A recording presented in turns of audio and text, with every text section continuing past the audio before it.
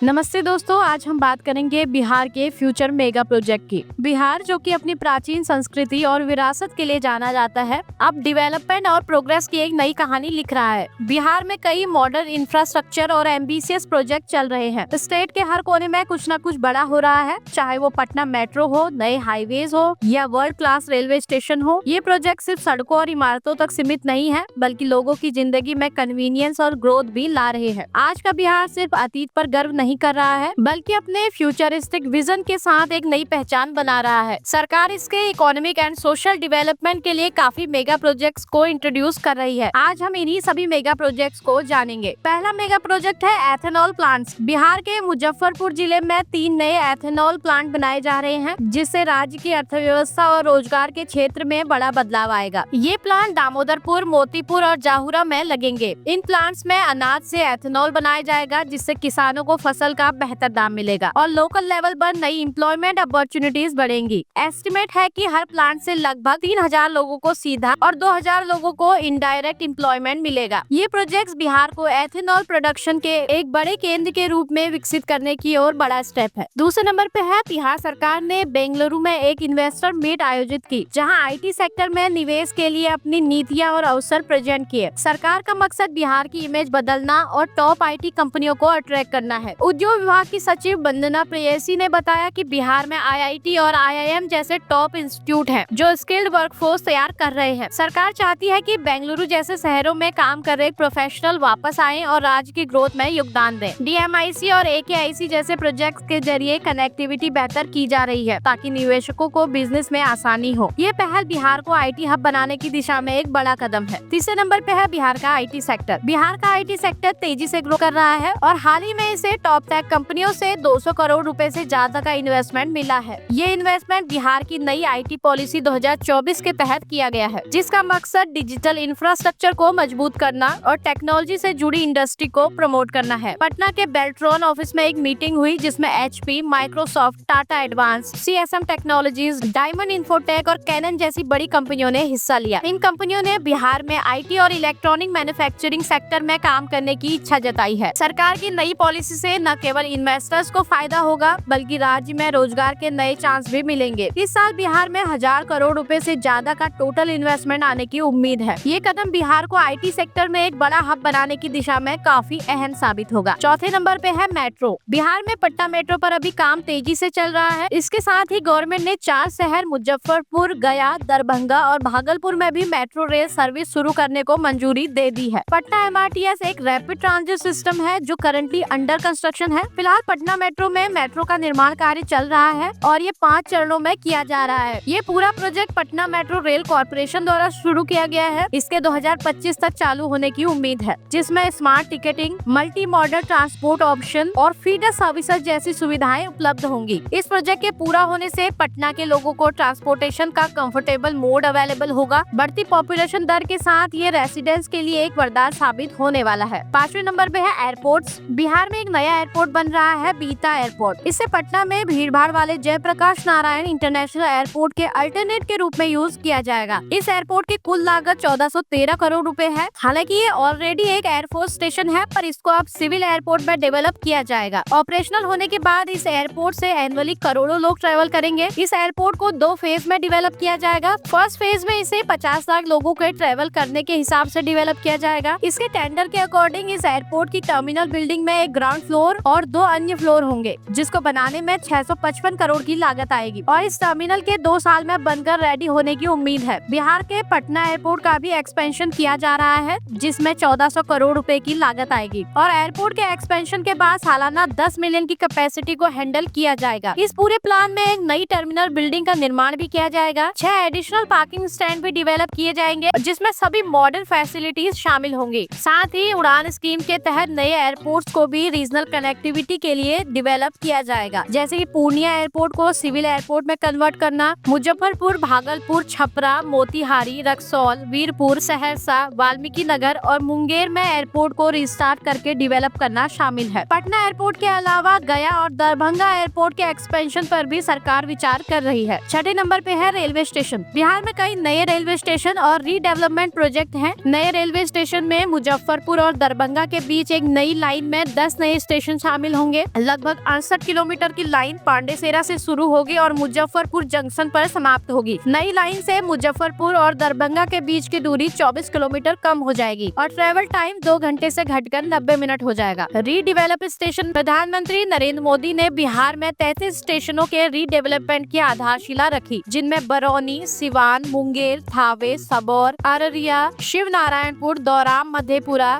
डेहरी, ऑनसोन और गुरारू शामिल है। कनेक्टिविटी, ट्रेड एंड बिजनेस को बढ़ाने के लिए स्टेशनों का रीडेवलपमेंट किया जाएगा। रीडेवलपमेंट में लोकल कल्चर और हेरिटेज, मॉडर्न फैसिलिटीज और स्मार्ट ट्रैफिक मैनेजमेंट भी शामिल होगा। मुजफ्फरपुर स्टेशन को अमृत भारत स्टेशन योजना के अंडर रीडेवलप किया जा रहा है। स्टेशन वर्ल्ड क्लास एमिनिटीज से लैस होगा, जिसमें एक नई स्टेशन बिल्डिंग, एक एयर प्लाजा, वाईफाई, एक फायर फाइटिंग सिस्टम और सोलर फोटोवोल्टिक सिस्टम शामिल है। 7वें नंबर पे है एक्सप्रेसवेज। बिहार में बहुत सारे एक्सप्रेसवेज पर काम चल रहा है, जिसमें पहला एक्सप्रेसवे है अमस दरभंगा एक्सप्रेसवे। 189 किलोमीटर के इस एक्सप्रेसवे के 2025 के एंड तक पूरा होने की उम्मीद है। ये गया जिले के अमस गांव को दरभंगा जिले के बेला नवादा गांव से जोड़ेगा। एक्सप्रेसवे से उत्तर और दक्षिण बिहार के बीच कनेक्टिविटी में सुधार होगा और यात्रा के समय में कमी आने की भी उम्मीद है। दूसरा एक्सप्रेसवे है पटना पूर्णिया एक्सप्रेसवे। पटना पूर्णिया एक्सप्रेसवे का कंस्ट्रक्शन जल्द ही स्टार्ट होने वाला है। ये एक 6 लेन एक्सप्रेसवे है जो सारण जिले के दिगवारा से शुरू होगा और पूर्णिया जिले के डगरुआ में खत्म होगा। एक्सप्रेसवे कोसी और सीमांचल क्षेत्रों से होकर गुजरेगा, जो ग्रामीण और तटीय इलाकों को जोड़ेगा। तीसरा एक्सप्रेसवे है हल्दिया रक्सौल एक्सप्रेसवे। 650 किलोमीटर का ये एक्सप्रेसवे बिहार के 9 जिलों को जोड़ेगा, जिसमें बांका, जमुई, शेखपुरा, नालंदा, पटना, सारण, मुजफ्फरपुर, मोतिहारी और पश्चिमी चंपारण शामिल है। चौथा एक्सप्रेसवे है पटना आरा सासाराम एक्सप्रेसवे। 119 किलोमीटर का ये एक्सप्रेसवे पटना, अरवल, भोजपुर, रोहतास और सासाराम को जोड़ेगा। इसके 2026 में पूरा होने की उम्मीद है। पांचवा एक्सप्रेसवे है पटना कोलकाता एक्सप्रेसवे। पटना कोलकाता एक्सप्रेसवे अभी तक अंडर डेवलपमेंट है। इस प्रोजेक्ट की टोटल एस्टिमेटेड कॉस्ट 18,000 करोड़ रुपए है। पटना कोलकाता एक्सप्रेसवे के बनने से लोगों के लिए पटना से कोलकाता और कोलकाता से पटना ट्रेवल करना इजी हो जाएगा। इस प्रोजेक्ट को भारतीय राष्ट्रीय राजमार्ग प्राधिकरण NHAI द्वारा मंजूरी दे दी गई है। ये एक propose 6 lane access control highway है, जिसका रूट बिहार और पश्चिम बंगाल से होकर गुजरता है। भारतमाला परियोजना फेज 2 के तहत ये greenfield expressway old congested national highway NH2 के लिए एक फास्टर अल्टरनेटिव के रूप में काम करेगा। 6ठे नंबर पे है Patna ring road. Patna ring road project अभी भी अंडर डेवलपमेंट है। पटना को बेहतर कनेक्टिविटी प्रोवाइड करने के लिए पटना रिंग रोड या आउटर रिंग रोड प्रोजेक्ट एक प्रपोज्ड 140 किलोमीटर का 6 लेन सड़क एक्सप्रेसवे है, जो बिहार में पटना शहर की पेरीमीटर को कवर करेगी। रिपोर्ट्स के अकॉर्डिंग रिंग रोड के निर्माण से पटना राज्य राजधानी क्षेत्र का क्षेत्र 3 अलग जिलों, जिसमें पटना, वैशाली और सारण में फैला होगा। प्रोजेक्ट को सेवरल पैकेजेस में डिवाइड किया गया है। कुछ सेक्शन जैसे कि रामनगर, कन्हौली, बीटा, कच्ची दरगाह सेक्शन का कंस्ट्रक्शन चल रहा है।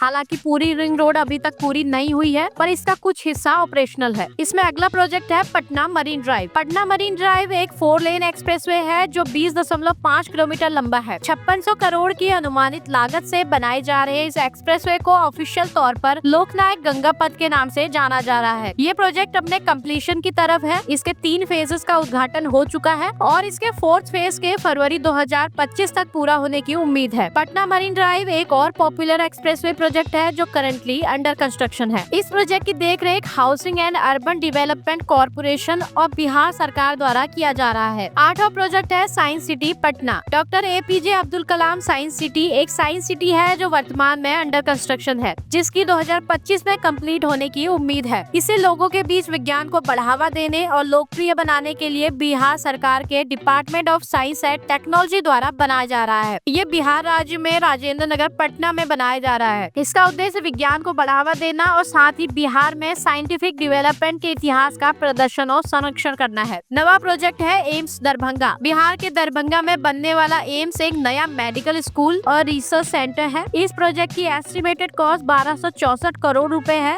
और इसे 2025 तक पूरा करने का एम है। मेडिकल स्कूल हर साल 100 स्टूडेंट्स को ट्रेन करेगा, जिसमें 5 साल का MBBS और 3 साल का MD प्रोग्राम शामिल होगा। एम्स दरभंगा से बिहार में एक्सेस टू हेल्थ केयर और अफोर्डेबिलिटी में सुधार होगा। साथ ही रोजगार के अवसर भी बढ़ेंगे, जिससे लोकल इकोनॉमी को बढ़ावा मिलेगा। ये प्रोजेक्ट भारत सरकार और बिहार सरकार द्वारा फंड किया जा रहा है। तो दोस्तों, ये थे बिहार के अपकमिंग मेगा प्रोजेक्ट जो बिहार की तस्वीर को बदलने वाले हैं। हालांकि बिहार में काफी रीजंस की वजह से प्रोजेक्ट डिले भी होते हैं, जिसमें बिहार की बाढ़ एक अहम रोल निभाती है। बिहार एक फ्लड प्रोन स्टेट है जो कि इंफ्रास्ट्रक्चर को चैलेंजिंग बनाता है। हालांकि बिहार में वर्कफोर्स काफी अच्छी है। ये सभी प्रोजेक्ट बिहार को एडवांस बनाने में मदद करेंगे और राज्य में ग्रोथ और डेवलपमेंट के नए अवसर लाएंगे। तब तक के लिए इतना ही। वीडियो को लाइक करने के साथ चैनल को सब्सक्राइब करें।